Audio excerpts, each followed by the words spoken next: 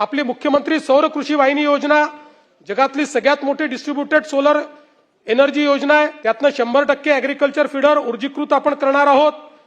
27 जिल्ह्यांमध्ये 3881 विद्युत उपकेंद्रांसाठी म्हणजे सबस्टेशनसाठी सौर प्रकल्प आपण हातामध्ये घेतले आहेत आणि जवळपास मी सांगितलं 4000 मेगावॅटचे पूर्ण झालेले आहेत आणि त्यासोबत जवळपास आता 10,25,000 शेतकरी यातनं ऑलरेडी लाभान्वित झालेले आहेत।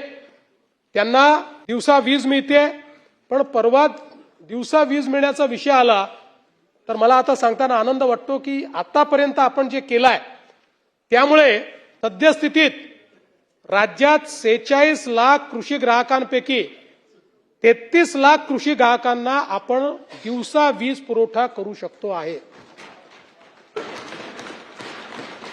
त्यामुळे आता फार थोडी गॅप राहिली आहे। या वर्षाच्या शेवटीपर्यंत ती गॅप देखील आपण भरून काढू।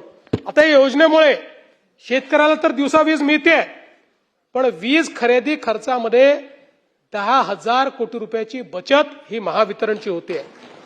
एटीएनसी लॉसेस कमी होत आहेत, शासनाची 5,500 कोटी रुपयाची सबसिडी वाचते आहे आणि सगळ्यात महत्वाचं कार्बन उत्सर्जनामध्ये 25% कपात ही या योजनेमुळे आपण त्या ठिकाणी करतो।